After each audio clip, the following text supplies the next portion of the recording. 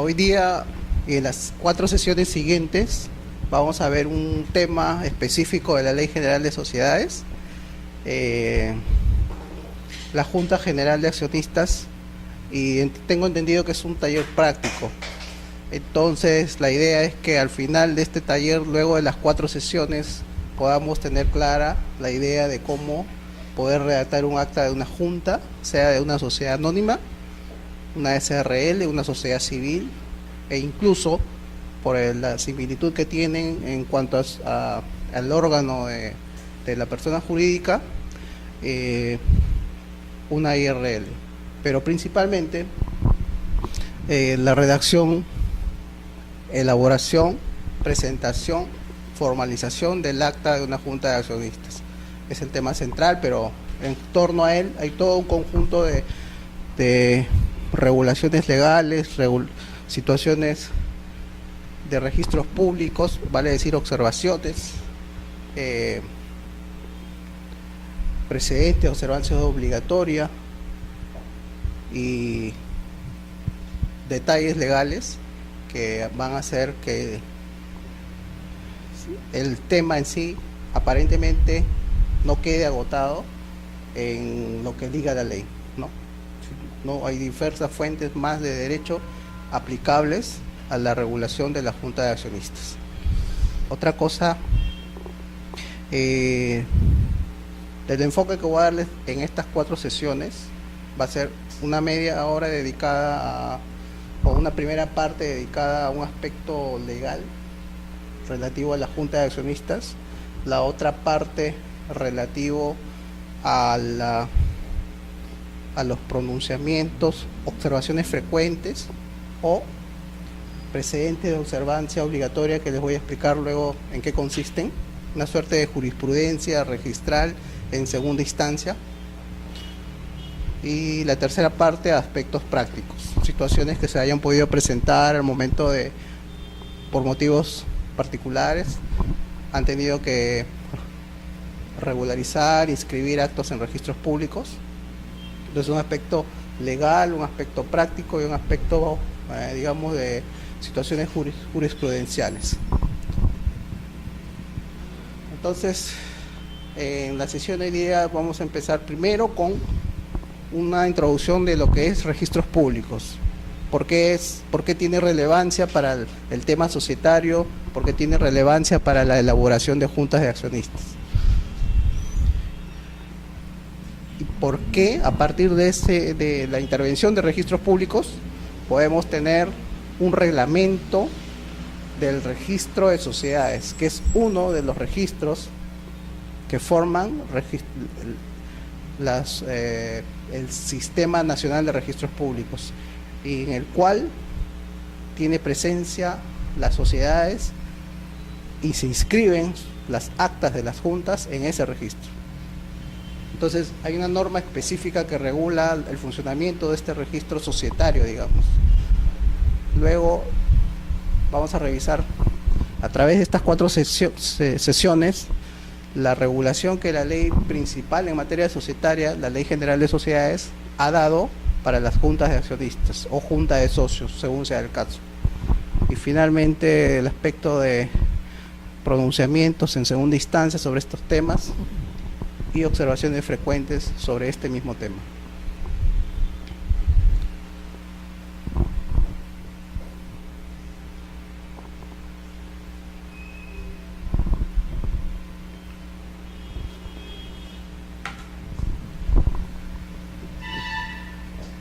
En nuestro sistema actual tenemos un organismo público que se denomina SUNAR, organismo público descentralizado del Ministerio de Justicia, que es el organismo que supervisa, organiza el funcionamiento de los registros públicos en nuestro país, en nuestro sistema jurídico. En el registro público se inscriben diferentes actos civiles, societarios,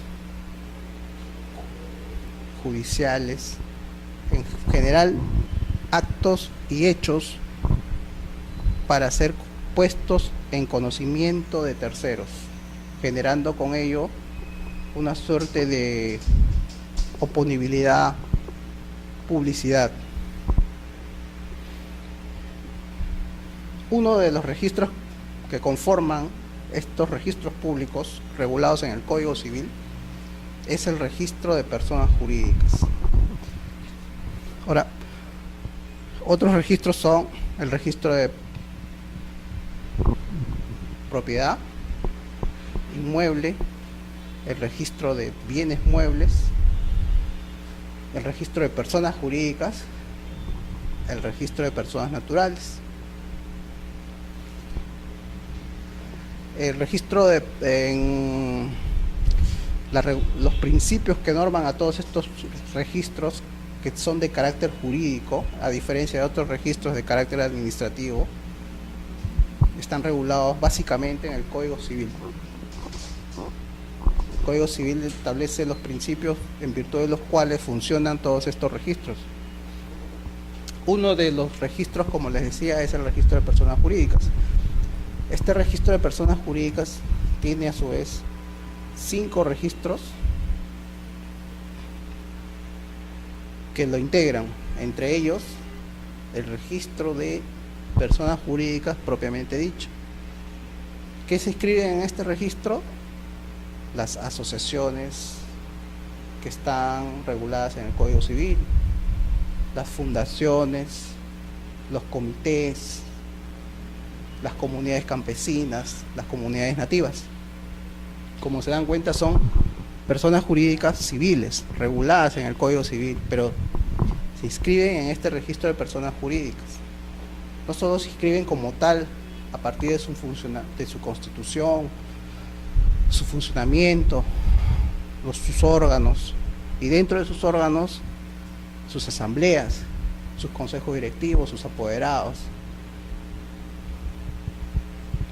Todo está normado, todo tiene un registro propio para cada acto, requisitos y tasas aplicables a la inscripción de estos actos.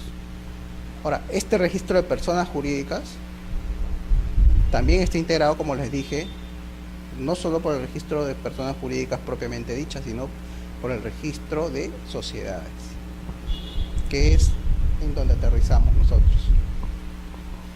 Lo integran también otros registros, como el registro de sociedades mineras, el registro de sociedades pesqueras, el registro de empresas individuales de responsabilidad limitada, que es lo más parecido a una empresa unipersonal en nuestro sistema jurídico. Ahora, este registro de personas de sociedades es el que está regulado en sus requisitos para inscribirse, los actos que engloba y demás situaciones jurídicas relativas a una sociedad están regulados por el reglamento del registro de sociedades.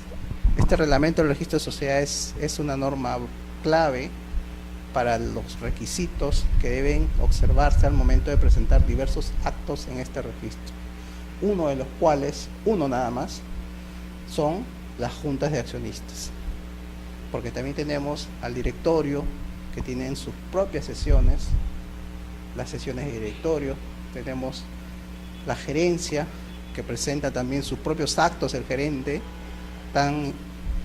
con tanto valor o con tanta frecuencia como las juntas o sesiones de directorio y demás actos. Entonces todos estos actos propios de la vida de una sociedad están regulados no solo en la ley de sociedades, sino en el reglamento de este registro. ¿Por qué? Porque en ese registro es donde se van a inscribir todos estos actos propios de la vida de una sociedad. Ahora, este reglamento, en el artículo primero, establece a qué se aplican. Básicamente, el reglamento se aplica a las sociedades constituidas en el país, todas las sociedades, entiéndase, mercantiles, comerciales, a sus sucursales, tanto nacionales como extranjeras.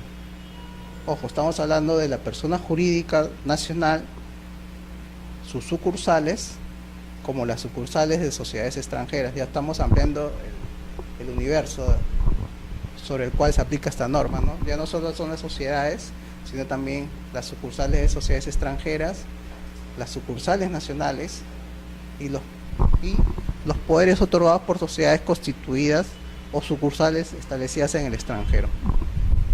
Claro, porque la norma fundamental en este tema es la Ley General de Sociedades, pero la Ley General de Sociedades regula el tema de las sociedades constituidas en el Perú, las sucursales de las sociedades constituidas en el Perú, y regula el tema también de las sucursales de sociedades constituidas en el extranjero, pero no regula el tema de los poderes que se denominan poderes especiales, que son aquellos poderes que se inscriben aquí en nuestro sistema, otorgados por sociedades que no son nacionales, pero sí son extranjeras, y no tienen sucursal aquí en el Perú. Digamos que solamente tienen una oficina de representación en el Perú.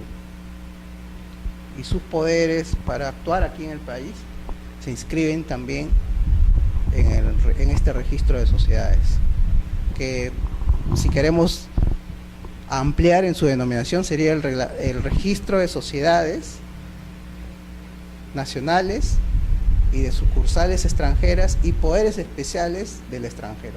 Esa sería la denominación que abarca todo el universo de actos que se pueden inscribir a partir de la persona jurídica que lo otorga, ¿no?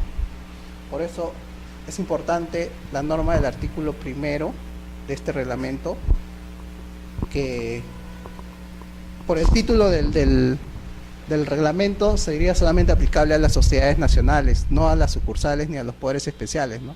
Pero vamos viendo que en el artículo 1, desde ya, nos están indicando que se aplica no solo a las sociedades, sino también a otros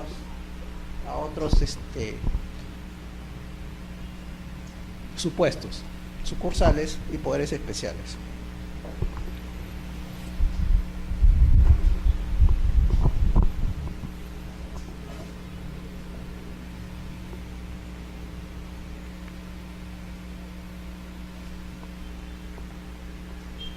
De este reglamento voy a solamente a comentarles algunas normas, las más importantes y las que tienen que ver con nuestro tema puntual, las juntas de accionistas y su tratamiento legal.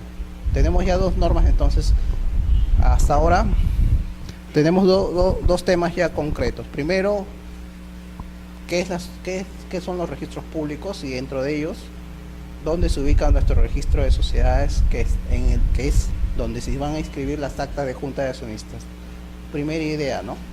Segunda idea, ¿qué norma va a regular la elaboración de las actas de las juntas de accionistas y demás órganos de expresión de voluntad de las personas jurídicas societarias? El reglamento del registro de sociedades y la Ley General de Sociedades. Jerárquicamente hay que tener presente siempre la ley y luego el reglamento. Este no es un reglamento propiamente de desarrollo de la Ley General de Sociedades, sino es un reglamento que regula la inscripción de los actos en este registro específico. Y de este reglamento vamos a obtener o vamos a comentar las normas que tienen incidencia con nuestro taller. La primera norma revisada es el alcance que tiene este registro. La segunda norma son los documentos privados que dan mérito a la inscripción. Por la referencia al título de este artículo, podríamos pensar que solamente los documentos privados dan lugar a una inscripción, pero no es así. Se pueden inscribir, o mejor dicho, por la generalidad de los casos, se inscriben documentos públicos y documentos privados. Documento público básicamente es cuando interviene un notario, cuando interviene el juez, cuando interviene alguna autoridad administrativa. Y documentos privados son aquellos que han sido celebrados por las personas sin intervención de alguna autoridad o funcionario o persona que el Estado le ha delegado las funciones para cumplir determinadas actividades públicamente, ¿no? Básicamente son los documentos que se otorgan con efectos interpartes, ¿no? Un contrato de compra-venta, por ejemplo, una carta de renuncia director, son documentos privados, entre otros casos.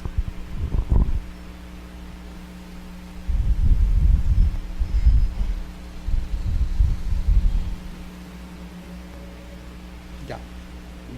Del artículo que estamos viendo, el 6 del reglamento del registro de sociedades, hay que tener en cuenta dos ideas fundamentales. La primera parte nos indica el acta de una junta de accionistas, cómo debe ser presentada. El acta en sí, cuando se extiende en un libro de actas de junta, es un documento privado, porque es un documento que lo ha redactado el gerente o la persona facultada por el estatuto de la sociedad y lo ha sentado en un libro de actas. No hay intervención de ningún funcionario en ese momento. Por lo tanto, hasta el momento que se redacta y se asienta en el libro de actas, es un documento privado. Con la intervención del notario, ese documento tiene ya un carácter de documento público extra protocolar, de acuerdo a la legislación del notariado. Extra protocolar porque no se incorpora al protocolo notarial del acta. El acta como tal se redacta, se asienta en el libro de actas, y hay casos en que en registros públicos han llevado todo el libro y lo han presentado para que se inscriba el acto contenido en el acta, lo cual no es el documento idóneo. Otro supuesto es sacan una copia simple del libro de actas, de esa acta en particular, y eso se presenta a registros públicos, lo cual da lugar a una observación, porque tampoco es el documento idóneo. El documento idóneo nos lo da el artículo 6 en su primera parte. Nos dice que el acta sentada en un libro tiene que ser presentada a registros públicos a través de una copia certificada notarial. No es una copia legalizada. Si nos remitimos a la ley, al decreto legislativo que regula las funciones del notariado, vamos a encontrar una diferencia entre copia legalizada y copia certificada. Para registros públicos es más importante, sino por lo casi generalidad de los casos, se aceptan copias certificadas, aquellas que, como indica el artículo 6, contienen una certificación notarial en la que, entre otros elementos, el notario da fe que esa copia pertenece a un libro de actas determinado, ha sido este libro aperturado ante un funcionario X en una fecha determinada y bajo un número determinado, y que además esa acta está extendida en determinadas hojas de ese libro de actas. Todas esas circunstancias que revisten de un cierto detalle de la fotocopia certificada por el notario es lo que se admite en registros públicos como documento idóneo para calificar el acta de una junta de accionistas. Muy distinta es la situación de la copia legalizada. La copia legalizada es simplemente la reproducción que todos a veces hemos tenido la oportunidad de obtener, que es simplemente la certificación que hace el notario de que un documento es igual, la fotocopia es igual al documento que ha tenido en original. Si esto lo llevamos al acta, la copia legalizada nos va a indicar que esa copia del acta es la misma que ha tenido a la vista, pero no entra en detalle el notario para precisar las hojas del libro de actas, ¿no?, las circunstancias del libro de actas en el cual se halla el acta propiamente, ¿no? Entonces, la copia certificada versus la copia legalizada. Para registros públicos es más importante, más relevante, y legalmente es el documento idóneo, la copia certificada, que si mal no recuerdo está regulada en el artículo 104 del decreto legislativo del notariado y en el artículo 6 del reglamento del registro de sociedades, ¿no? Aquí habla de copias certificadas por notario. Ahora, pueden haber circunstancias en las que el gerente, que es el llamado a tener los libros de actas de una sociedad, en el momento que se celebre la sesión, no cuente con el libro de actas en su poder en ese momento. Por algunas circunstancias el libro de actas no está en poder de los socios para poder asentar el acta que contiene los acuerdos. Entonces, en esas circunstancias, la ley y el reglamento permiten que se pueda extender el acta en un documento especial, que luego va a ser adherido o transcrito al libro de actas cuando éste esté disponible. Y ahora, esa es una circunstancia temporal, se entiende, no es una circunstancia que tenga que perdurar en el tiempo. Si es temporal, lo lógico es que una vez que el libro de actas esté disponible y se asentó en el libro del acta, se obtenga una copia certificada de esta y se presente a registros públicos para su inscripción. Pero puede haber una urgencia en que el acto contenido se presente y se quiere inscribir, pero no esté asentado en el libro de actas. Entonces, el último párrafo del artículo 6 regula la posibilidad que se puede inscribir un acta sin que esté adherido al libro.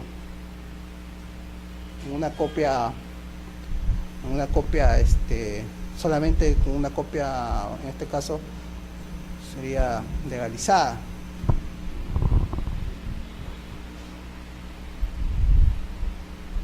Los actos que constan en documentos especiales, o sea, estos que están fuera del libro de actas, se inscribirán solo después que hayan sido adheridos o transcritos al libro.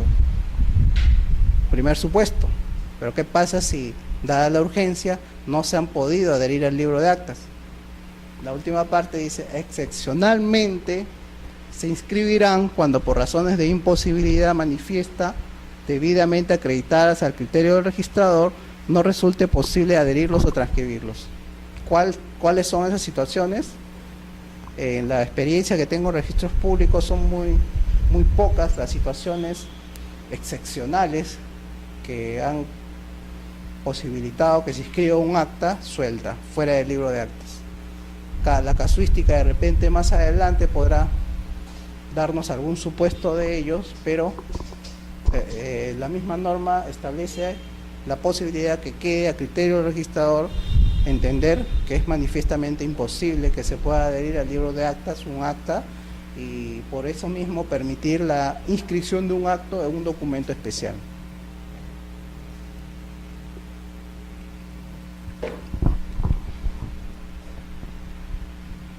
¿Tienen alguna pregunta hasta ahora?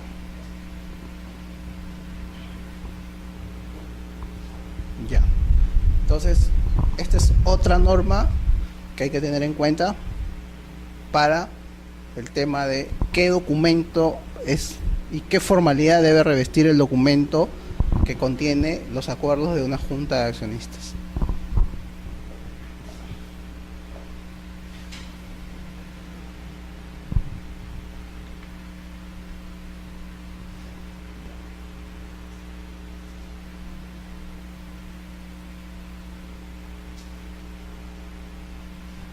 Este es otro artículo importante para la redacción del acta de junta de accionistas, el artículo 31 del reglamento del registro de sociedades,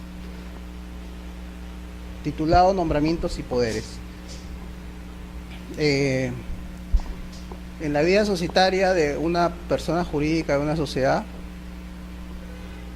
básicamente se distinguen tres momentos: el momento de su constitución, momento que adquiere personería jurídica es cuando se inscribe, ¿no?, la persona como tal; el momento de su funcionamiento a través de sus órganos, que para el caso de una sociedad anónima son la junta de accionistas, el directorio, los gerentes; y un tercer momento de decaimiento de la personería jurídica, vale decir, el momento en el cual entra en una etapa de disolución, liquidación y extinción. Tres momentos importantes: la constitución, su funcionamiento a través de sus órganos, y el tercer momento, el de disolución, decaimiento, liquidación y extinción de la persona jurídica, nacimiento, vida y muerte, digamos, de la persona jurídica de la sociedad. Esas tres etapas están claramente reguladas, detalladamente reguladas en la Ley General de Sociedades. En el momento de la vida propiamente de la persona jurídica encontramos el nombramiento a través del funcionamiento, a través de sus mandatarios, de sus representantes, vale decir, a través de sus gerentes, apoderados, directores. Todo eso debe constar en acta. El nombramiento de un directorio, el nombramiento de un gerente, el apoderado legal, y esa acta ya sabemos la formalidad que debe observar para presentarse a registros públicos, pero también tenemos que tener en cuenta el artículo 31. Puedo yo nombrar un apoderado, un directorio, un gerente en junta o en sesión de directorio, y puedo presentarlo a través de copia certificada. Nada impide que también se pueda otorgar una escritura pública que contenga en un inserto el acta de la Junta de Accionistas, el acta de la sesión de directorio, en la que la sociedad realice diferentes actos con relevancia jurídica y que quiera publicitar, como les dije al principio, quiera oponerlo a terceros a través de su inscripción a registros públicos. Esto me trae a colación un tema que no les había mencionado, como unas cuestiones preliminares. Registros públicos en materia societaria, la inscripción en sí no es constitutiva en materia de sociedades. Es decir, ¿desde qué momento podemos entender válido el acuerdo de junta por el cual nombra un directorio, digamos? Es válido y tiene plenos efectos desde el momento que se produce la elección y se asienta en el acta. No requiere que se inscriba en registros públicos para que nosotros entendamos que ese acuerdo es válido. La inscripción en registros le da la oponibilidad, la publicidad y la aplicación de los principios regulados en el Código Civil que les había mencionado, más no le otorga un efecto de validez al acto que se contenido en el acta y cuya aprobación hace que se tenga desplegado todos los efectos jurídicos contenidos en el acta. Entonces, registros públicos entra en una suerte de complemento para la oponibilidad de los actos que se inscriban en registro.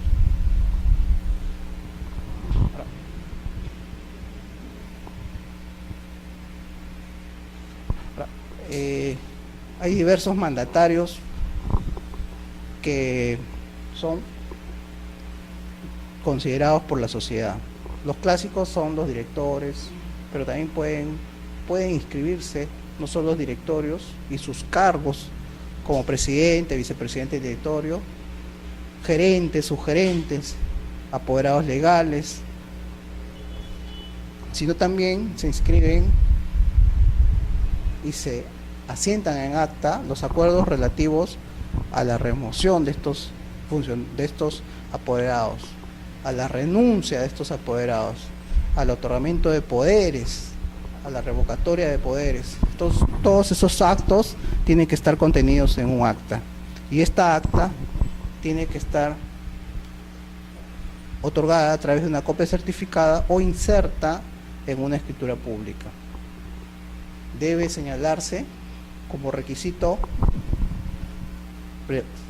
previsto por el artículo 31 del Reglamento del Registro de Sociedades que estos nombramientos deben indicar el nombre completo y el documento de identidad de la persona designada. Ahora, muchas veces se presentan actas que no cumplen con el requisito de indicar el documento de identidad de la persona a la que se designa. En consecuencia, se observa el título. Se designa, por ejemplo, en junta de fecha celebrada hoy día al señor Juan Torres como gerente general de la sociedad y se remueve al gerente X inscrito. Entonces no se indica el número del documento de identidad del nuevo gerente general y esto da lugar a una observación. El acto puede haber cumplido todos los requisitos legales, pero faltó este requisito previsto en el artículo 31. Lo lógico es, según la experiencia que tenemos, hay hasta 3 formas de poder subsanar este tipo de omisión. La primera es a través de una junta aclaratoria, ¿no? Se celebra una junta y se indica, ¿no?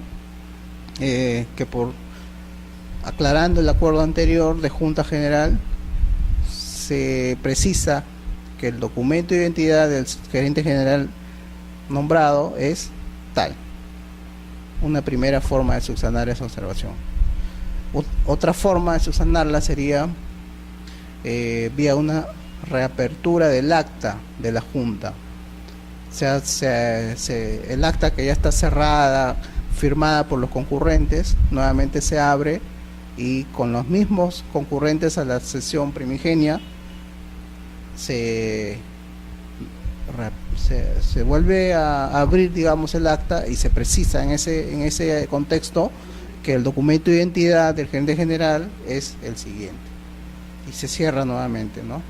No sé, la diferencia entre una y otra es que mediante reapertura uno puede obviar los requisitos propios de convocatoria a una junta que, por ejemplo, ratifica a otra, porque en una junta ratificatoria tenemos que observar todos los requisitos para la celebración de una junta como tal, pero en una reapertura ya no.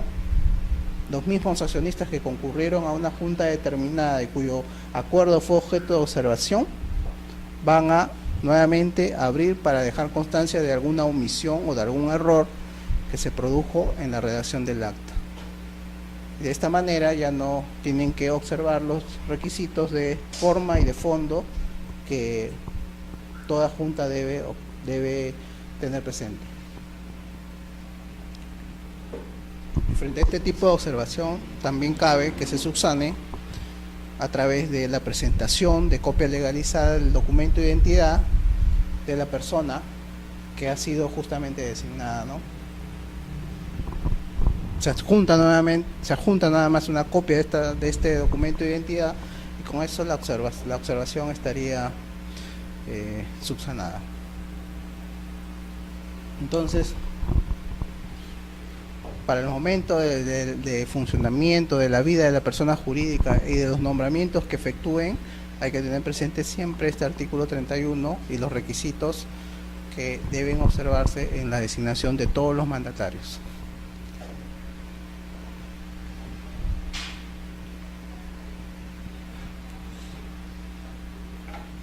Otro artículo importante es el de la convocatoria a junta de accionistas y el artículo 44. ¿Qué pasa? Hay 2 defectos o 2 temas que toda junta siempre debe de tener presente: el quórum y convocatoria. El quórum es el número mínimo legalmente o estatutariamente establecido para poder sesionar válidamente. Y la convocatoria es el llamado que se hace a todos los socios, accionistas, para una determinada asamblea. Si estos 2 requisitos, quórum y convocatoria, adolecen de algún defecto y es materia de observación, y es materia de apreciación en registros públicos, van a dar lugar ya no a la observación del título, sino a la tacha del título. Le voy a explicar brevemente en qué consiste la diferencia entre tacha y observación. Cuando se presenta un título a registros públicos, se pueden denegar o proceder a la inscripción del título. Si se deniega la inscripción es porque hay un defecto subsanable. Si hay un defecto subsanable, entonces se observa el título, porque puede subsanar el interesado. Pero si hay un defecto insubsanable, ya no se deniega y se tacha el título, por lo tanto se devuelve la documentación al interesado. No cabe ahí ya la subsanación y el título es tachado, como se denomina, liminarmente o de plano, porque para nuestro caso de sociedades, si se ha producido una inobservancia de alguna norma que esté regulando temas de quórum o convocatoria, se va a producir una tacha del título. Por ejemplo, el aviso de convocatoria. En una sociedad anónima, por lo general, se convoca a través de avisos en los diarios. Dos avisos, uno en el Diario Oficial del Peruano y otro aviso en un diario de mayor circulación. Estos avisos tienen que contener determinados requisitos previstos en el artículo 116 de la ley. Si estos requisitos del artículo 116 no se observan, no se siguen, no se cumplen, entonces el aviso de convocatoria como tal adolece de un defecto, el mismo que va a dar lugar a la tacha del título. Por ejemplo, si el aviso de convocatoria, que es necesario realizar cuando el estatuto así lo prevé, no precisa claramente el lugar de celebración de la Junta, es un defecto de la convocatoria, un defecto que va a dar lugar a una tacha del título. Si por ejemplo el aviso de convocatoria no indica la hora de celebración de la Junta, también es un defecto de convocatoria. Si por ejemplo, otro aspecto, el quórum, si la Junta General que quiere regular unos temas que requieren de quórum calificado en primera convocatoria con el 66.6% de los accionistas y solo concurren el 60% de los accionistas en primera convocatoria, ese es otro defecto que va a dar lugar a la tacha del título. Entonces estos defectos son, mejor dicho, estos dos aspectos, quórum y convocatoria, siempre hay que tenerlos presentes al momento de pretender inscribir un acuerdo válidamente en registros públicos de sociedades o personas jurídicas en general. Por eso el artículo 44 dice: el registrador no debe inscribir acuerdos sobre asuntos distintos a los señalados en el aviso de convocatoria, o que no se deriven directamente de estos, salvo en los casos expresamente previstos en la ley. Salvo en los casos previstos en la ley son aquellos, por ejemplo, en los que, a pesar de que se ha convocado a una junta y se ha tratado como y se ha incluido como tema de agenda designación de directorio en la convocatoria, pero resulta que todos los accionistas están presentes en esta junta de accionistas. Se ha convocado, pero todos van.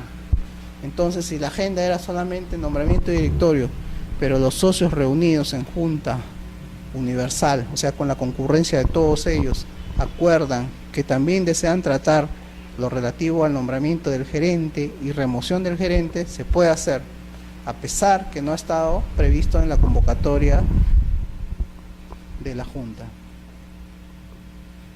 Eso opera siempre y cuando estén presentes todos los accionistas.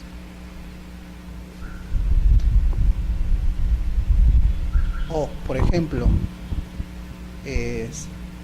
nos reunimos en junta y no están presentes todos, sino, digamos, el 60% de los accionistas, pero se convocó para el tema de la designación del presidente del directorio.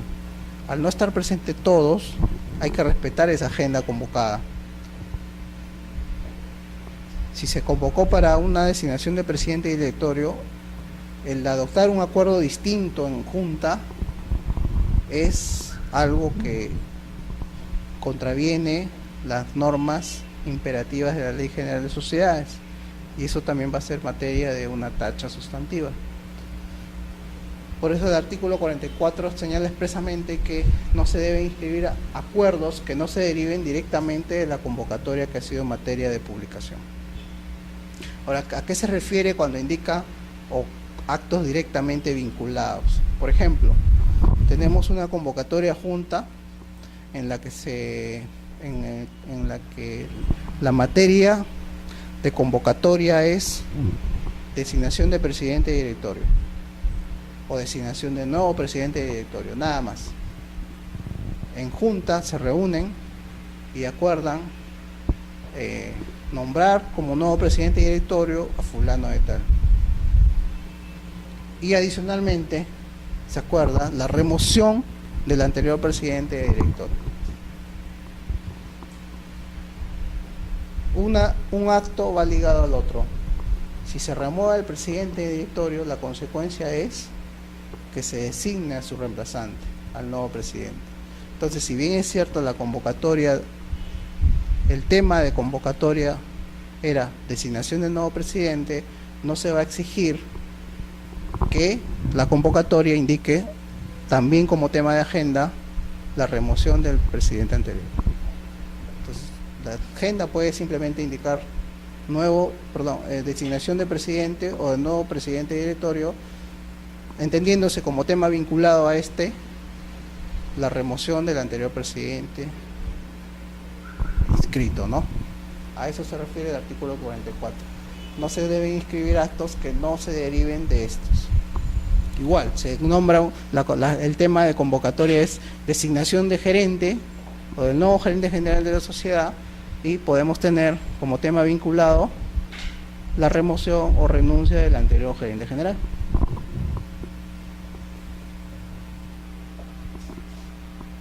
Es otra norma entonces a tener presente, el artículo 44 del Reglamento del Registro de Sociedades, en el tema relativo a la convocatoria y los temas de agenda incluidos en esta. Ya.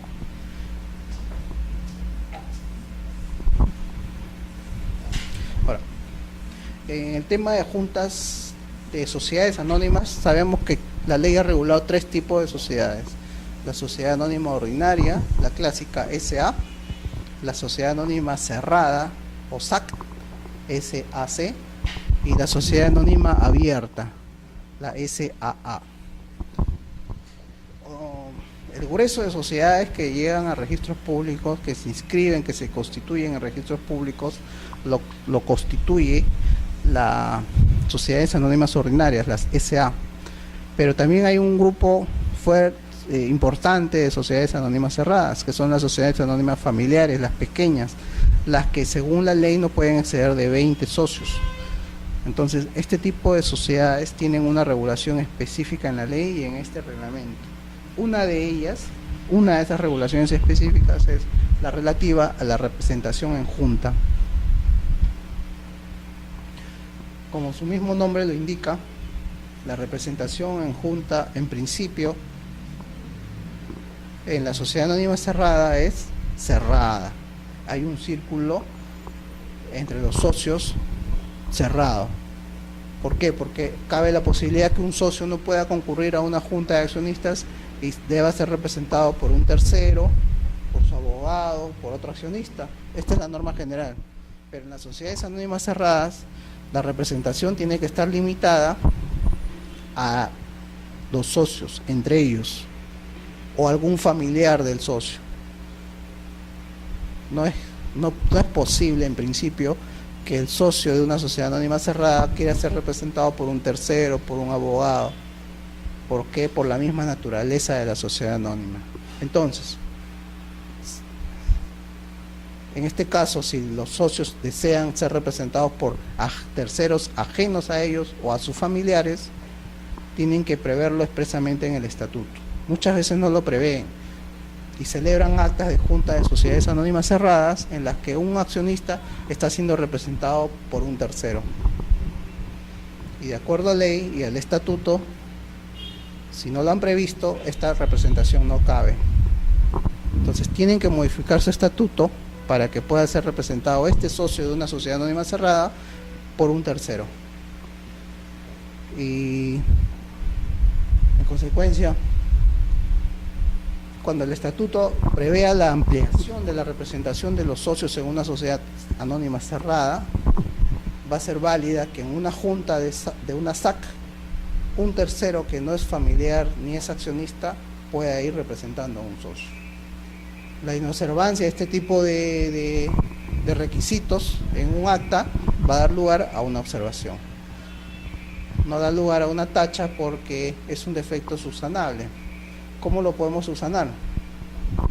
A ver, tenemos en un acta que el socio X ha ido representado por un Y, un tercero.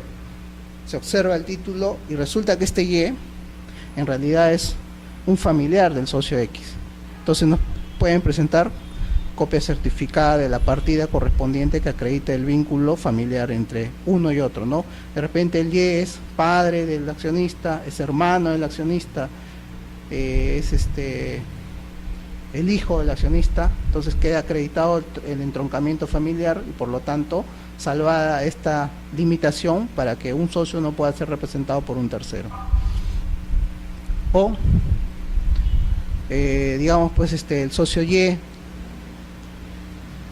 no sabemos a título de qué ha ido representando al accionista X.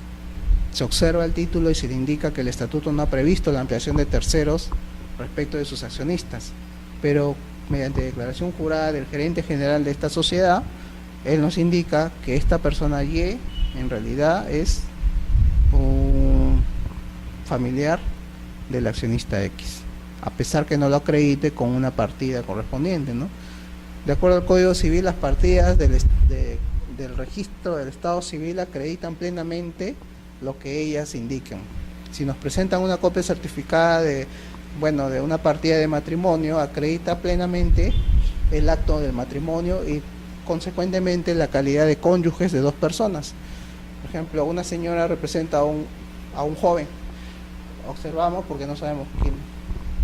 Primero, si es familiar, y segundo, qué tipo de familiar es, dado que no es accionista, pero nos acreditan con la partida de matrimonio que ambos son cónyuges. Entonces, con este documento plenamente está acreditado el entroncamiento familiar que yo les indico, ¿no?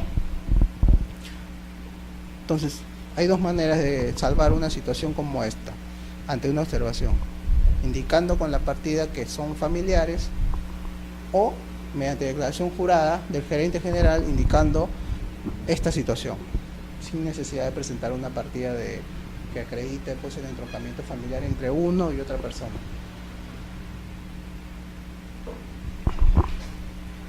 Entonces el artículo 75 del reglamento regula este tema para el caso de las sociedades anónimas cerradas, porque es el caso en el cual la representación de los accionistas está limitada por ley, salvo que el estatuto permita la ampliación de esto.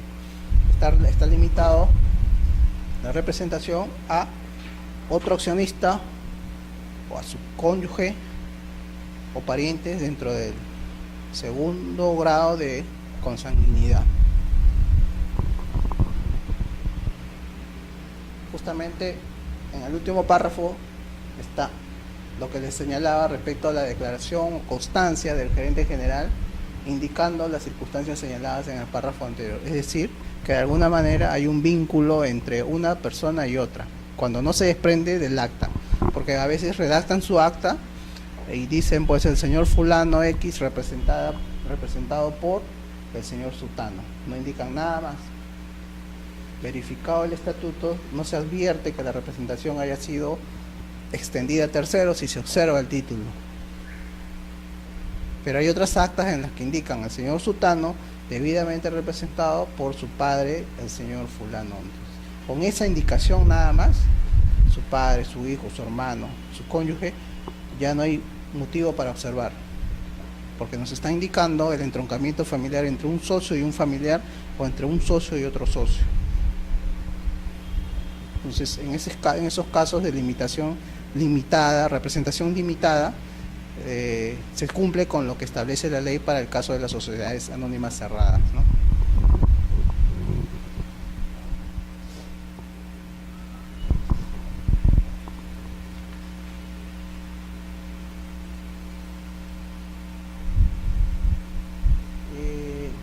este mismo tema de las sociedades anónimas cerradas, tengo que mencionarles un punto relativo a la convocatoria.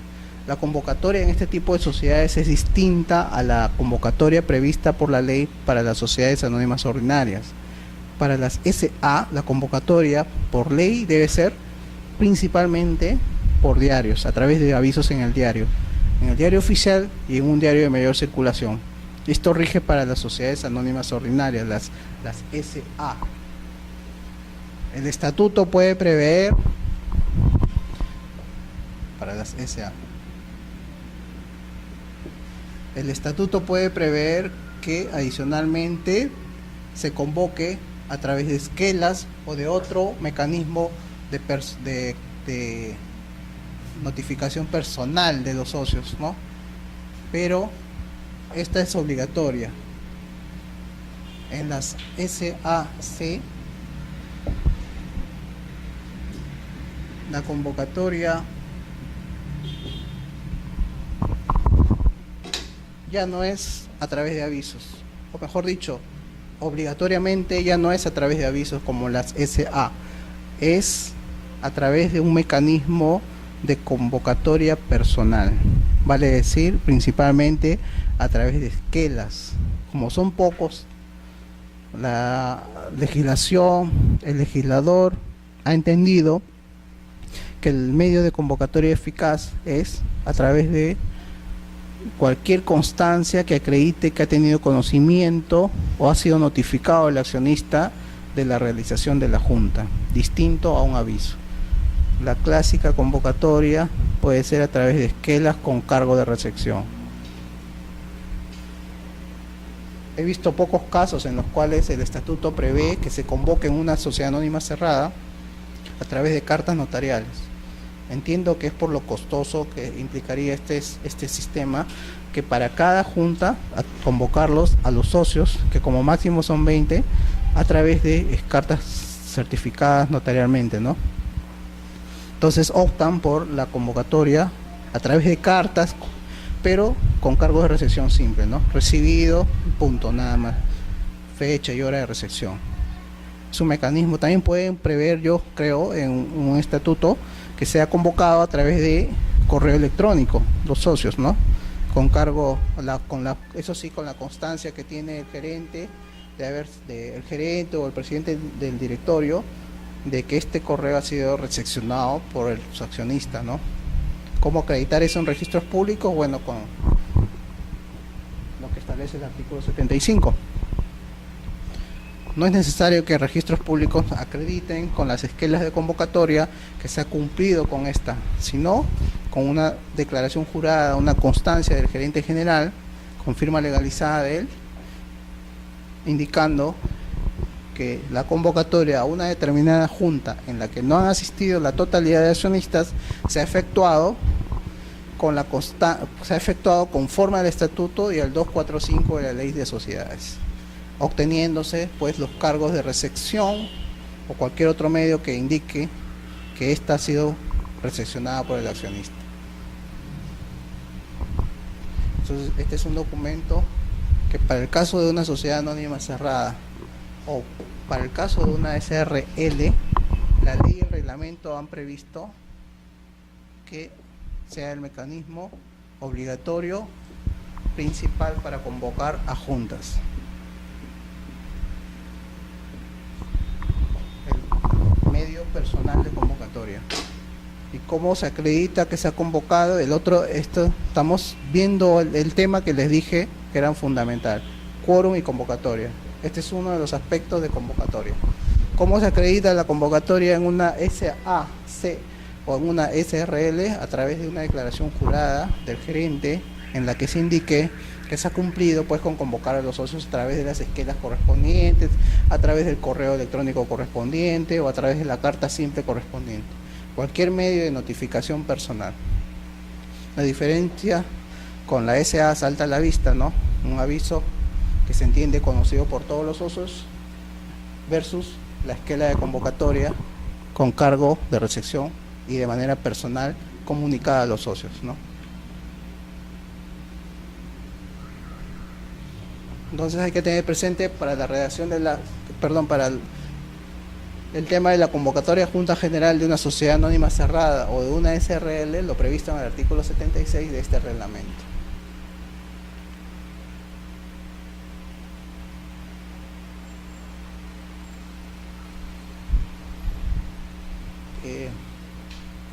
La Ley General de Sociedades ha previsto para la...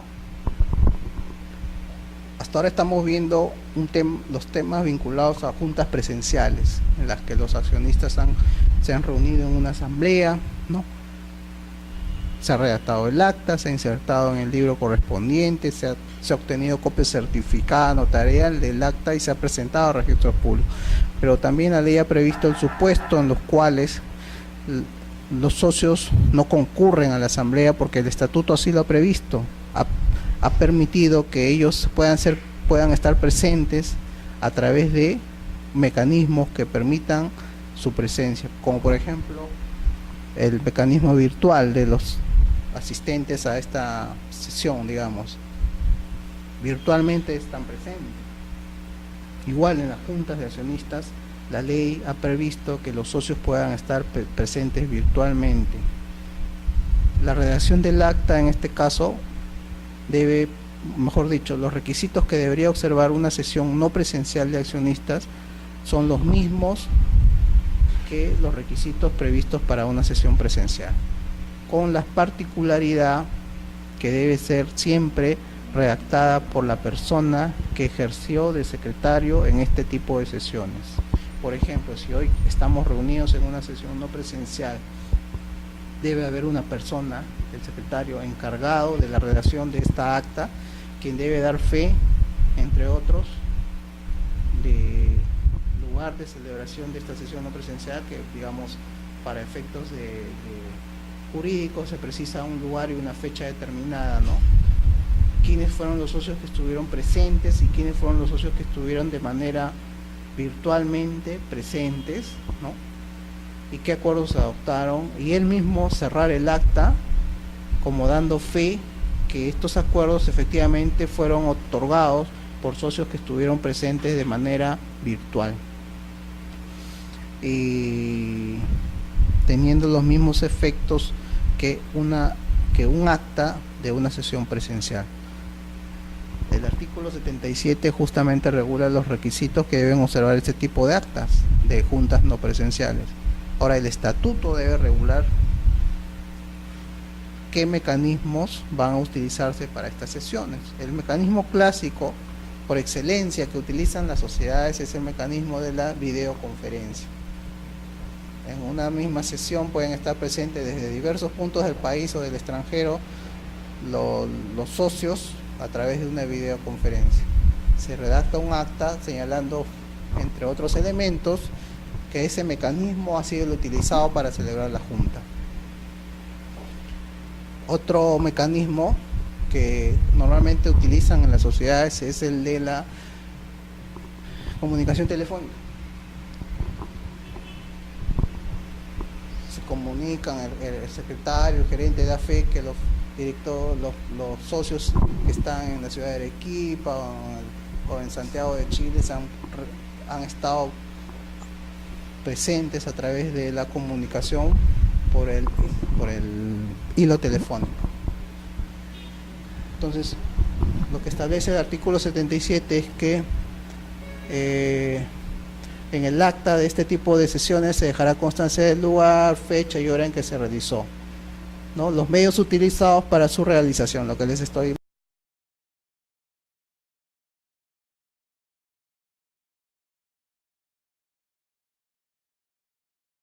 puede realizarse a través de internet, ¿no? En la que, no sé, simultáneamente estén presentes, conectados en ese momento los socios y se pueda apreciar en una pantalla que estos están siguiendo la celebración de la junta, ¿no? Pero para efectos registrales, el acta debe seguir casi los mismos requisitos que una sesión presencial. Se asienta en el libro, se tiene copia certificada y el presidente y secretario la tienen que redactar y firmar conforme lo establece el artículo 77 del reglamento.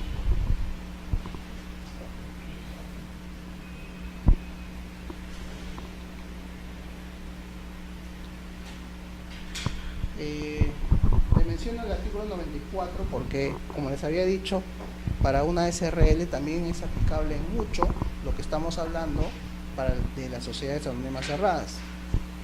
Tienen la misma, para una SRL la ley ha previsto que deben ser 30 socios como máximo, me parece, o 20, no estoy muy, pero también es un número limitado de socios.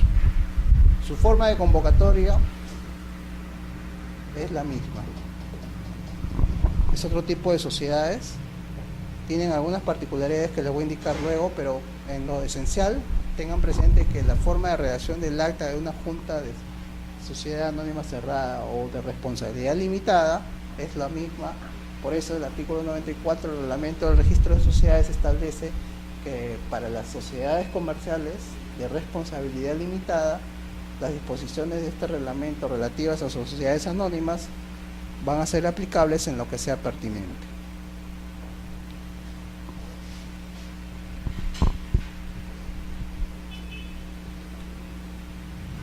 Igual para el caso de sociedades civiles. Esto no les había mencionado al principio, pero la Ley General de Sociedades regula, de un lado, las sociedades anónimas, las sociedades comerciales clásicas, SA y SRL, pero también regula a las sociedades civiles, a las sociedades en comandita, a las sociedades colectivas, que son otro tipo de sociedades que tienen reglas específicas, pero que no pierden por ello su carácter de comercial, mercantil. A este tipo de sociedades civiles, que por su nombre podría inducirnos a pensar que están reguladas en el Código Civil, no lo están. Están reguladas en la Ley General de Sociedades. Y a este tipo de sociedades se les aplican las normas de la SA y la SRL. Entonces aquí tendríamos que agregar que en cuanto a juntas, también tenemos a las sociedades civiles en regulación, quórum y convocatoria muy parecido a las sociedades anónimas cerradas y sociedades comerciales.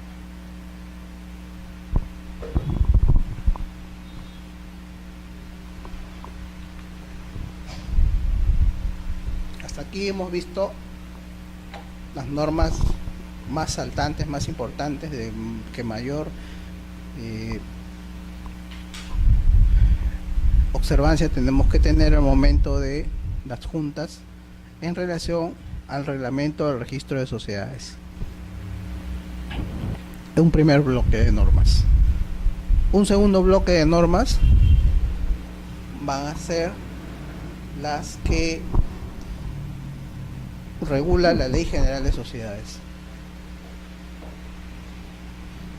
Y porque es importante que conozcamos al momento de tener nuestras actas toda la legislación aplicable de la Ley General para las juntas, porque también aquí hay disposiciones que no están en el reglamento del registro de sociedades y que van a dar lugar a las observaciones del caso en registros públicos si no son seguidas. Entonces ya tenemos dos normas fundamentales: la Ley General de Sociedades y el reglamento del registro de sociedades, para tener presente al momento de redactar las actas de junta de socios, SAC, SRL y sociedades civiles y demás sociedades previstas en la Ley General de Sociedades. Empezamos entonces con el artículo 111. Bueno, ustedes lo tienen en sus presentaciones, ténganlo presente siempre. Solamente vamos a dar en las normas que más importantes, vamos a detenernos un poco a detallar su contenido y los alcances que tienen y la interpretación que se da en registros públicos este tipo de normas, ¿no?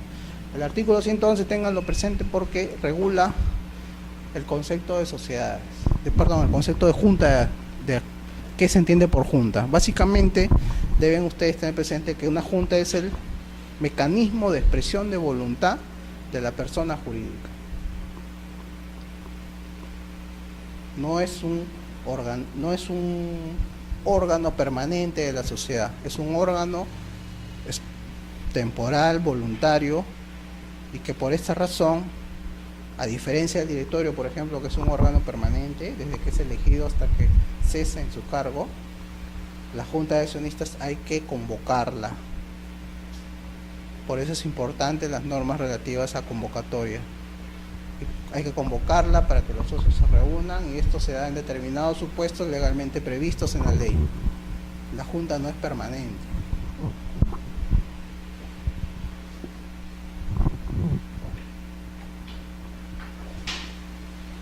Lugar de celebración de la Junta. Cuando ustedes, por ejemplo, redacten el acta de la Junta, van a indicar que se celebra en el lugar del domicilio social. El domicilio social es generalmente un espacio geográfico vinculado a la provincia en la que se constituyó la sociedad. Si la sociedad se constituyó en la provincia de Lima, entonces su domicilio social va a estar en cualquier lugar de la provincia de Lima. Si la sociedad se constituyó en una provincia de Arequipa, su domicilio va a estar en cualquier lugar de esta provincia. Diferente es el concepto de sede social, porque la sede sí es el lugar físico en el cual la Junta realiza sus sesiones. Digamos, son las oficinas, el predio que hace las veces de sede social, no de domicilio social. Domicilio social es un concepto más amplio. El domicilio debe estar expresamente señalado al momento de constituirse la sociedad en el pacto y en el estatuto social. La sede social no es obligatorio que lo señalen, porque esta puede cambiar. Hoy día nos reunimos aquí en Aramburu 267, mañana nos podemos reunir, o pasado, según se convoque, nos podemos reunir en Junta en la avenida Nicolás de Piérola 348. La sede puede variar, pero lo que sí no puede variar es la sede social, que, como les digo, está vinculado a un concepto geográfico, territorial, vinculado a una provincia determinada. El cambio de domicilio, que es un acto que se inscribe en registros públicos y lo acuerda la Junta de Accionistas, por ejemplo, implica que la sociedad que domicilia en la provincia de Lima va a continuar sus operaciones en la provincia de Ayabaca, en Piura. Entonces ese acto tiene relevancia jurídica y por lo tanto puede inscribirse en registros públicos por los efectos que este tiene. Lo aprueba su Junta y se inscribe, ¿no? Ahora, ¿qué pasa? Si tenemos una sociedad que está domiciliada en Lima, ¿podría sesionar en Arequipa?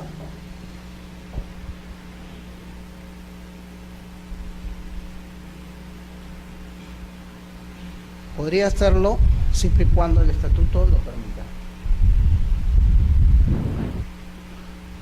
De acuerdo al artículo 112.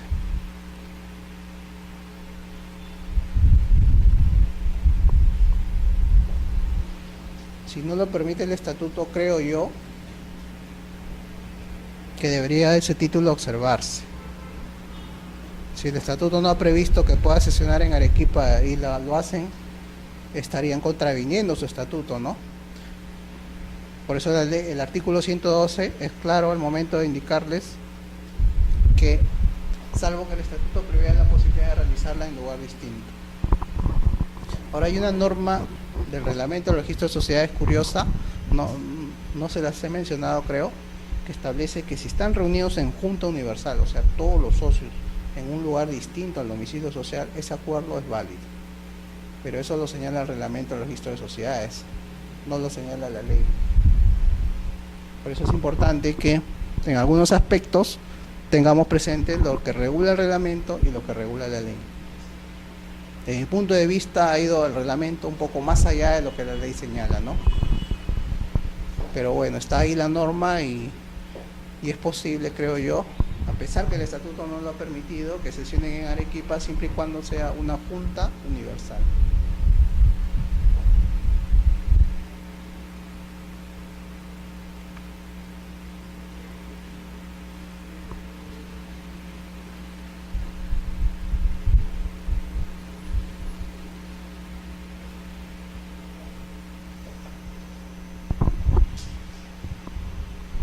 Artículo 113 de la Ley General de Sociedades un poco regula este tema de manera general el aspecto uno de los aspectos fundamentales que les había mencionado, el tema de la convocatoria. ¿Quién convoca, no? Como estamos hablando de SA principalmente, el órgano principalmente llamado para convocar es el directorio. En una sociedad anónima cerrada también es el directorio, pero cabe que la sociedad anónima cerrada, por disposiciones de la ley, pueda prescindir del directorio. No es obligatorio para una SAC tener directorio. Entonces, ¿quién es el llamado a convocar en una SAC? Si no hay directorio, el gerente general. En SRL y en sociedades civiles no existe el directorio como órgano. En consecuencia, ellos tienen un gerente general o un administrador que hace las veces de directorio. Por lo tanto, esta es la persona o el funcionario o el órgano encargado de convocar a junta. Entonces, un poco el artículo 113 de la Ley General de Sociedades de manera general nos dice quién es el órgano encargado de convocar y en qué situaciones, ¿no? Para efectos de este curso, lo importante es tener presente que es el directorio o el gerente, según corresponda, el encargado de convocar a junta de accionistas, que es el órgano de deliberación, de expresión de voluntad social. A través de la junta, la persona jurídica se expresa. A través del directorio, la persona jurídica se administra. Y a través del gerente, la persona jurídica ejecuta sus acuerdos. Entonces, el artículo 113 señala, cuando indica, o en su caso, la administración de la sociedad, se está refiriendo al gerente. Cuando lo convocan, entonces, cuando lo ordena la ley, lo establece el estatuto, lo acuerda el directorio, o lo solicita un número de accionistas que representen al menos el 20% de las acciones suscritas con derecho a voto. Este último párrafo, acuérdense porque es muy importante. Es uno de los supuestos en los cuales los accionistas minoritarios tienen la posibilidad de solicitar al directorio la convocatoria a junta de accionistas.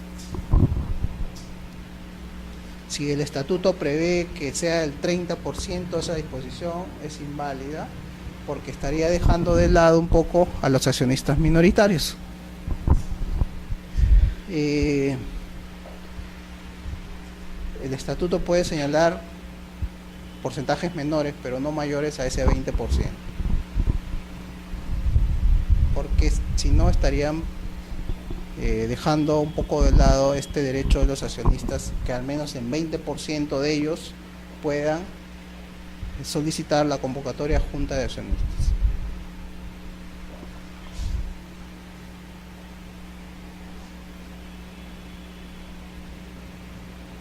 El artículo 114 regula lo que la ley ha previsto como una junta obligatoria anual.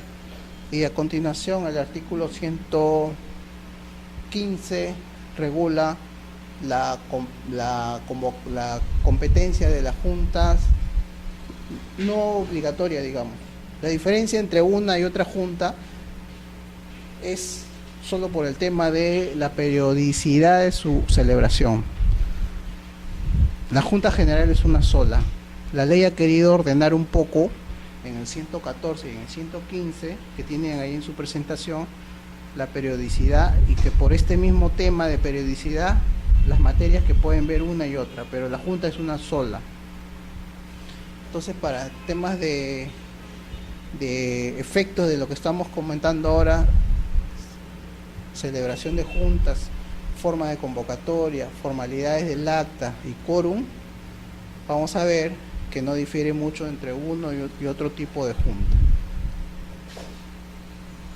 Es importante que aquí tengan presente en la junta, en otras atribuciones de la junta, el inciso 2, 3, 4, 5 y 7, porque esas competencias que tiene la junta va directamente vinculado con el tema del quórum.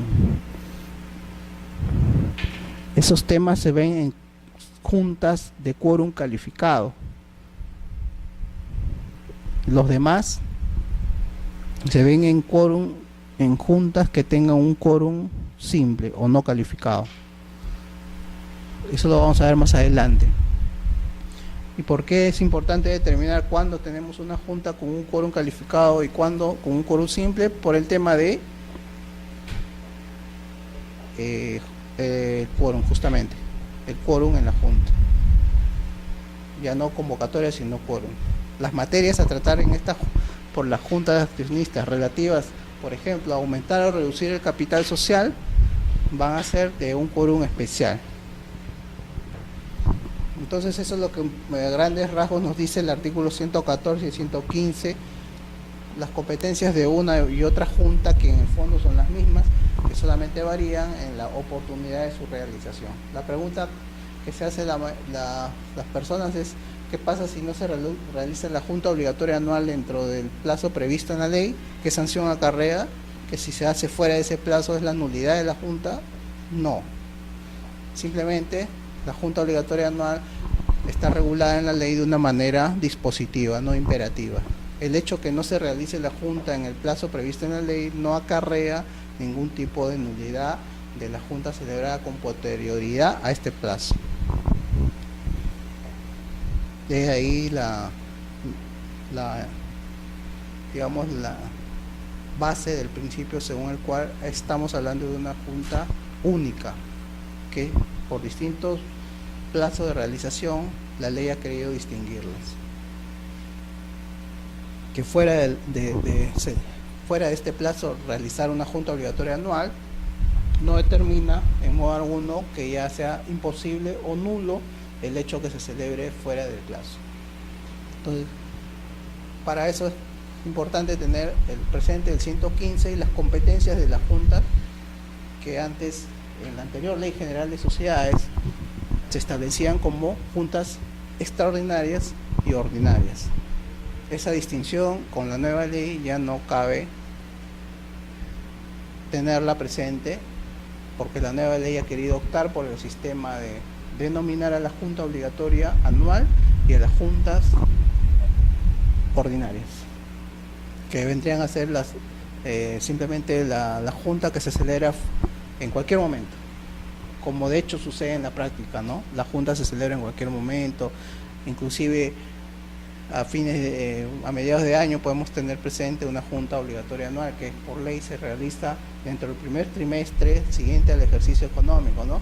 La junta general obligatoria se celebra una vez al año dentro de los 3 meses siguientes a la terminación del ejercicio económico. Un ejercicio económico por lo general termina a fines del año. Como en tributación tenemos que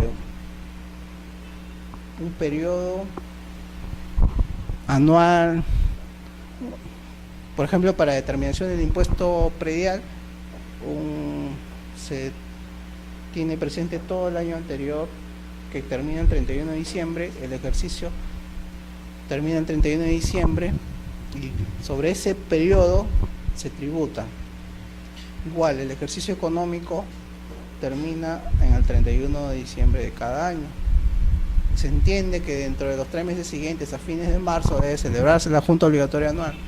Muchas veces se celebra después. Y eso no tiene como sanción la nulidad de este tipo de acuerdos, ¿no? Requisitos de la convocatoria, esto es lo que les decía. En general estamos viendo bastante los temas conexos a quórum y convocatoria. El 116 regula los requisitos que debe contener la convocatoria, que se aplican, eso sí, para sea que se convoque a través de avisos o de esquelas. En un aviso de convocatoria hay que señalar,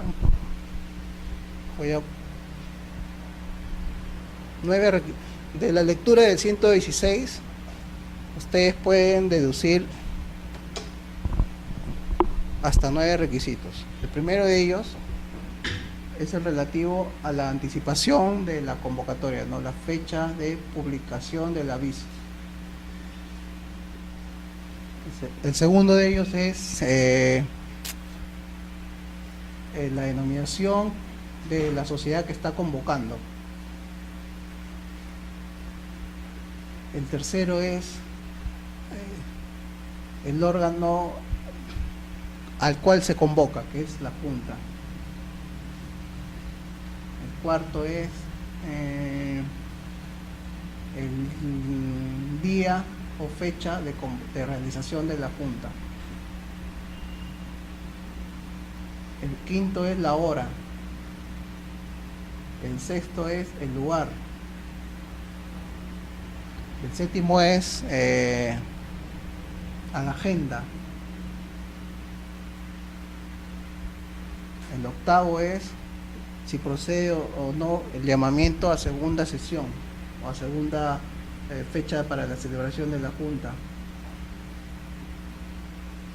Y el noveno, ¿quién convoca? El órgano que está convocando.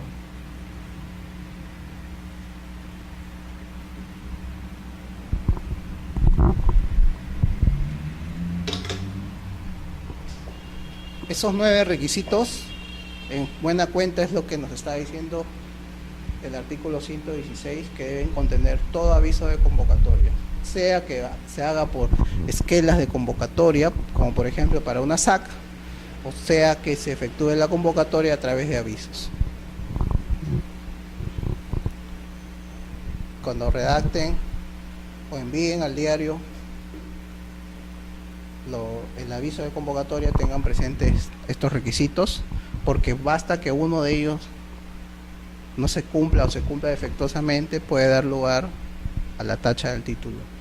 Por ejemplo, si en su aviso de convocatoria no señalan expresamente la hora de realización de la Junta, va a dar lugar a una tacha del título. Y eso es en buena cuenta lo que el 116 de la Ley General de Sociedades nos indica que debe contener el aviso de convocatoria, ¿no?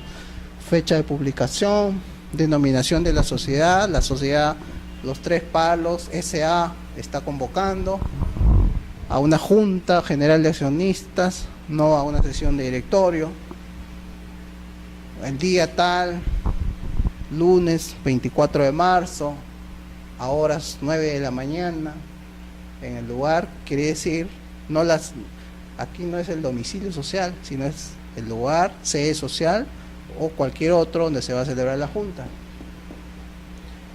La agenda, ¿para qué se está convocando?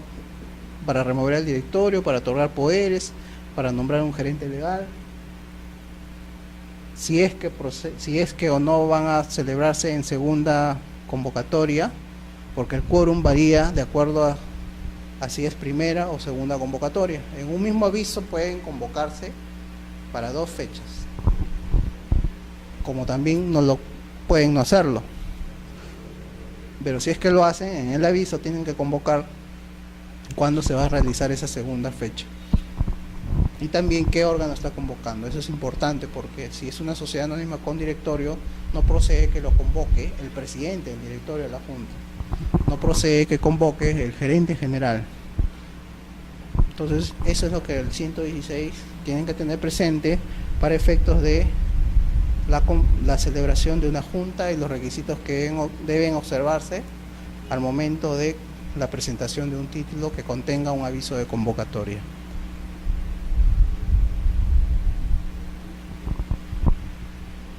Esto es un poco lo que les decía, la importancia del 114, creo, el 113 de la ley, del derecho de la minoría a poder solicitar la convocatoria a Junta de Accionistas, siendo como máximo el 20%.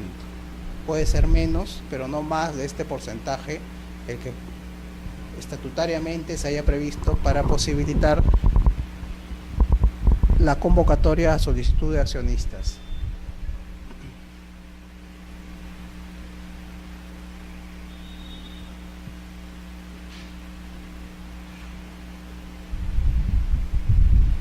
Ahora, el 117 establece que si por alguna circunstancia el 20% de los accionistas ha solicitado al directorio la convocatoria a Junta de Accionistas para tratar un tema determinado y el directorio no lo hace o no lo hace dentro del plazo legalmente previsto, ellos pueden acudir al juez o al notario del domicilio social para que éste haga la convocatoria junta en defecto del directorio. Esa es la posibilidad que el artículo 117 prevé. Ahora, ¿cómo se plasma esto en el acta? Llega a registros públicos el parte judicial de los actuados relativos a la convocatoria, que termina este proceso con la resolución del juez ordenando, entre otros elementos, que se realice la convocatoria, señalando estos requisitos de aquí. No todos, obviamente, ¿no? Sino ordena que se convoque a una junta, y esta se va a entender conocida por todos los socios, y en la que hace las veces del directorio el juez en la resolución que pone fin a este proceso judicial. Un grupo de socios se ha reunido y ha solicitado al juez que convoque. El juez termina el proceso con una resolución en la cual se convoca a una junta de accionistas, y que tiene como elemento diferenciador respecto a una convocatoria ordinaria que el juez en su resolución indica quién va a ser el notario que va a dar fe de los actos que se lleven a cabo en la junta celebrada convocada judicialmente, ¿no? Entonces, ya tenemos a los accionistas y su derecho, a los accionistas minoritarios y su derecho a solicitar al juez a pedir la convocatoria de una junta cuando el directorio se niega o no puede realizarla, o el derecho que tienen estos accionistas minoritarios de solicitar al notario la misma pretensión. Este tema del notario ha sido ampliado, porque antes solamente se podía recurrir al juez y no al notario. Ahora se ha ampliado la gama para que sea también el notario el otro funcionario público que pueda convocar a junta. ¿Y cómo se plasma esto? En un acta también certificada, en la que el notario no protocoliza el acta, pero sí presentan copia certificada del acta, en la que el notario la suscribe y da fe, pues, de la convocatoria y de haber efectuado todos los procedimientos legales previstas en la ley para él haber llevado a cabo la convocatoria. La fe del notario en el acta indicando que ha cumplido con los requisitos legales similares a las de un proceso judicial es un título o un documento suficiente para inscribir el acuerdo de una junta celebrada a solicitud de los accionistas minoritarios y notarialmente tramitado. Eso vamos a verlo ya después con mayor detalle, este tema del derecho minoritario de los accionistas a solicitar la junta a órganos distintos a su directorio.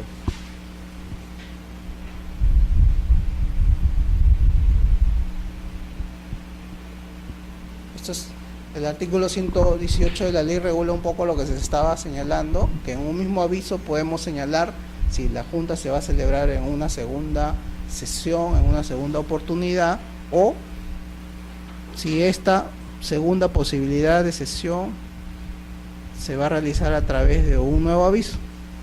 El efecto práctico es el siguiente: si en un mismo aviso yo puedo convocar a una junta en primera y segunda sesión, este efecto, esta forma de convocatoria va a hacer que yo pueda prescindir de las formalidades para una segunda sesión y los avisos y la anticipación y todos los requisitos legales, si es que todo lo convoco en un solo aviso. Porque si yo convocara en un aviso solo para la primera sesión, si no se realiza la sesión por diferentes motivos, tengo nuevamente que convocar a través de avisos para una segunda sesión. Entonces, lo lógico es que pueda yo en un mismo aviso abreviar los pasos y convocar para primera o segunda sesión. Es importante tener presente en qué sesión se celebra la junta para efectos del quórum, porque no es el mismo quórum, por ejemplo, en primera sesión que en segunda sesión. Por lo general, el quórum en primera sesión es al menos el 50% más una acción para la primera oportunidad de celebración de la junta, y en segunda sesión cualquier número de accionistas presentes. Estos son los supuestos que regulan la celebración de juntas que no requieren de quórum calificado. Estos son quórum simple, juntas con quórum simple. En primera y segunda sesión, el quórum correspondiente es el que les he dicho. Mayoría relativa en 50 más una acción en primera convocatoria y en segunda cualquier número de acciones. Pero si la Junta va a reunirse para tomar temas relativos a un quórum calificado, que eran los que les había señalado, el 3, 4, 5 y 7 del 115, esas materias en primera y segunda convocatoria requieren de un quórum distinto. En primera convocatoria es el 2/3 de las acciones suscritas con derecho a voto, que es básicamente el 66.6666%. En primera convocatoria. En segunda convocatoria es el 60% o 3/5 de las acciones suscritas con derecho a voto, que es lo mismo, ¿no?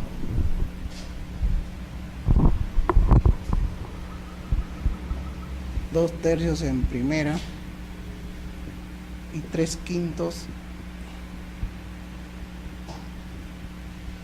en segunda. Estos son para quórum calificado. Ahora, ¿qué temas son de quórum calificado? Los que les he mencionado, y básicamente aquellos que impliquen modificar el pacto o el estatuto social.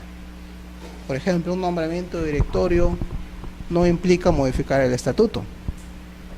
Por lo tanto, es un tema de quórum calificado o de quórum simple. Quórum simple. Una reducción de capital es un tema de quórum calificado o de quórum simple. Calificado. ¿Por qué? Porque la reducción por lo general implica modificar el estatuto, porque se va a variar la cifra del capital, se va a variar el valor nominal de las acciones o el número de acciones.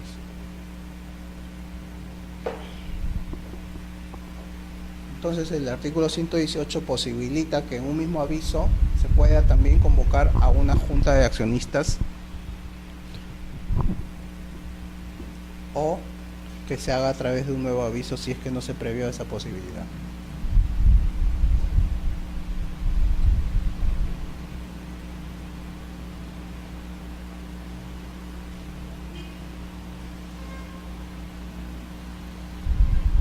Lo que les había mencionado como derecho de los accionistas minoritarios también está previsto en el artículo 119 para el titular de una sola acción, pero está restringido a los supuestos en los cuales el estatuto prevé la celebración de una junta y a pesar de eso el directorio no la ha celebrado o no se ha realizado la junta obligatoria anual. El titular de una sola acción tiene la posibilidad de recurrir al juez o al notario otra vez para convocar a junta, sin necesidad de esperar que sea el directorio quien convoque. Ese es igualmente el último párrafo del artículo 119 de la ley señala que en estos supuestos sea el notario o sea el juez quien convoca por defecto del directorio. Los requisitos de este aviso de convocatoria deben ser los del 116, los 9 que les había mencionado.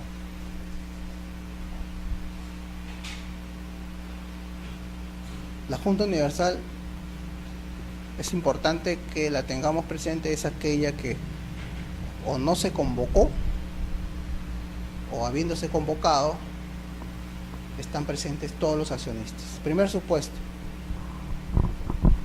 de manera espontánea todos los accionistas están reunidos en la sede social y deciden celebrar su junta general sin convocatoria previa. Es lo que señala el 120. O se convocó por el diario a todos para una fecha determinada y resulta que fueron todos los accionistas. En ambos supuestos estamos en una junta universal en la que están presentes todos los accionistas, con o sin convocatoria. La importancia de este tipo de junta es que pueden, para efectos de nuestro curso, celebrar actos variados y que no requieren de mayor acuerdo que el de todos ellos, a pesar que, por ejemplo, se convocó y asistieron todos, pero la convocatoria tenía como tema de agenda solamente la designación de directorio, pero al estar presente todos se ponen de acuerdo que, aprovechando esa oportunidad, adicionalmente a la elección de directorio, van a designar al gerente, van a revocar apoderados y van a designar nuevos apoderados. Todo eso no estaba en la agenda, pero estando presente todos pueden adoptar acuerdos válidamente. Por eso es importante siempre tener presente este artículo 120 de la Ley de Sociedades, que regula el tema de las juntas universales. La importancia de las juntas universales es la disposición que tienen de poder adoptar acuerdos aunque no hayan sido considerados en la agenda de la convocatoria, lo cual no es posible para las juntas que no son universales.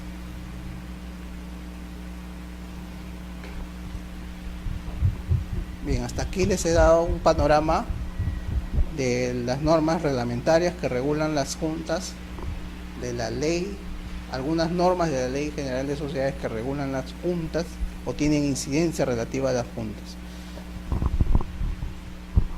Vamos a seguir hablando ahora del tercer bloque, que son un poco cómo el registros públicos ha interpretado de alguna manera a través de sus órganos competentes la aplicación de estas y otras normas que en las siguientes sesiones también les voy a comentar.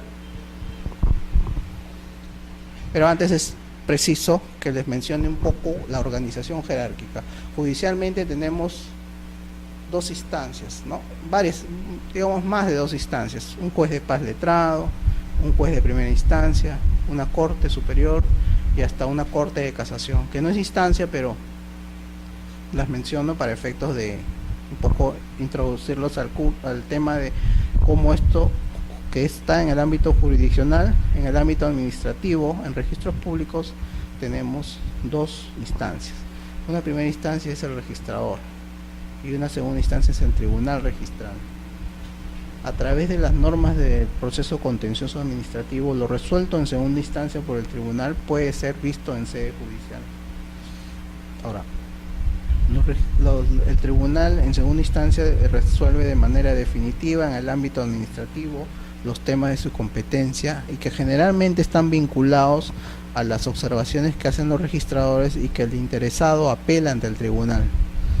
Ahora, el tribunal se rige también por un reglamento y por las normas que estamos viendo también, por un reglamento del registro de sociedades, por una ley general de sociedades, por un reglamento general de los registros públicos. A esos registros que les mencioné al inicio de la sesión, el de propiedad inmueble, el de propiedad mueble, el de personas naturales, el de personas jurídicas, todos se rigen por un reglamento general.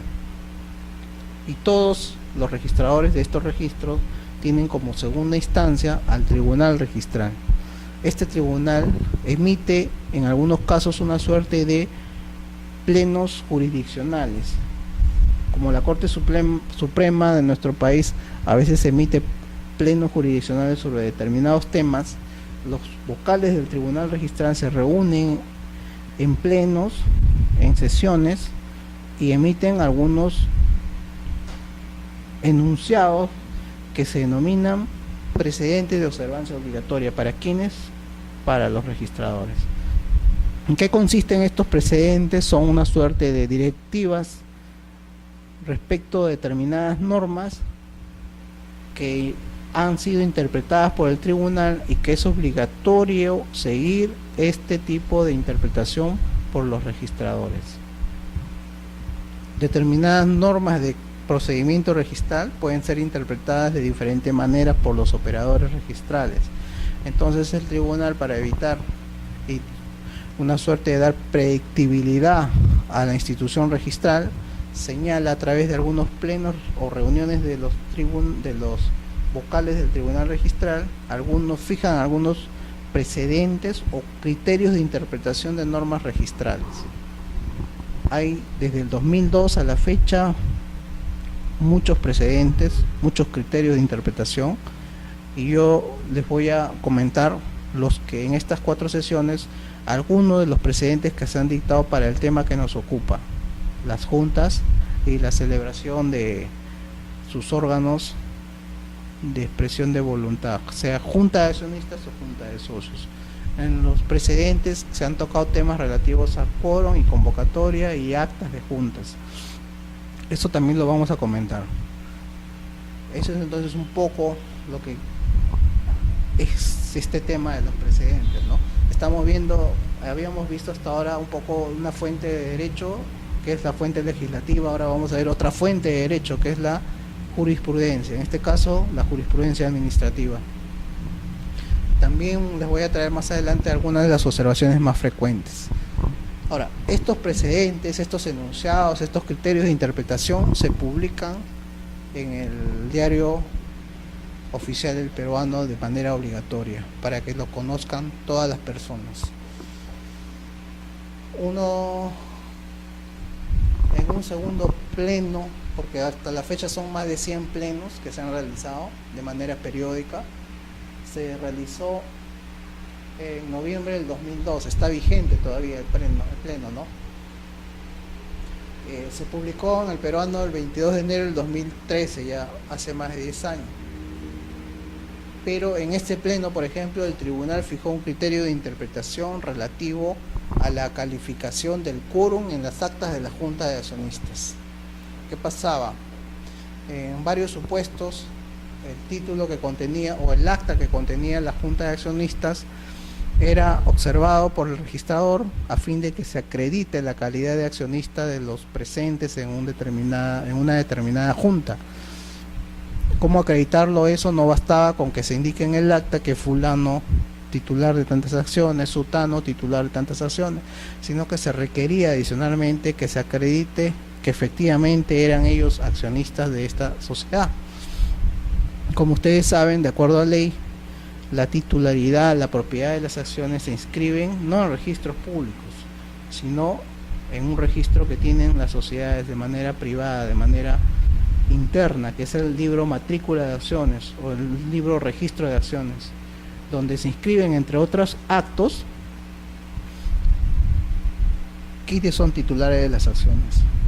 Entonces, a partir de esa idea, en registros públicos se exigía que mediante una copia certificada de este libro se anexe al acta que se había presentado, con el fin de acreditar que los accionistas que figuran en esa acta efectivamente sean tales. Entonces, para algunos registradores este tema no era observable, para otros sí. Entonces, en un momento determinado, en esa fecha, el tribunal registral se reunió en un pleno y fijó un criterio de interpretación.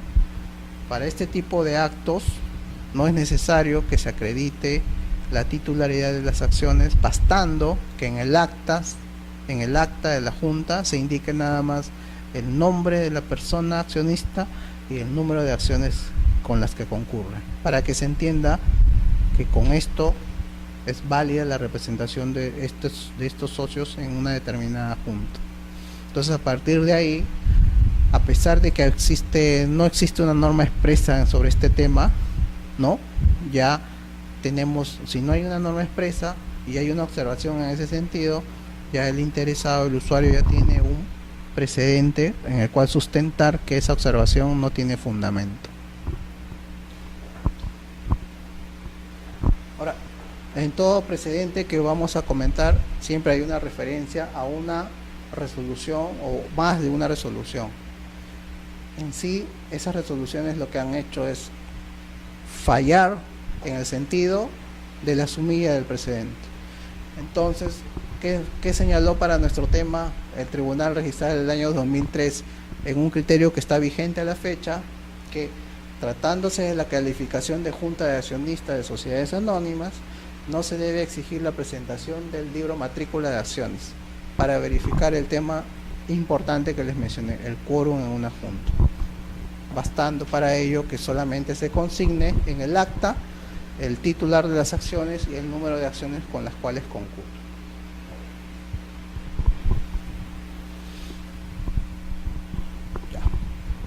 Bueno, entonces hasta aquí vamos a llegar hoy día.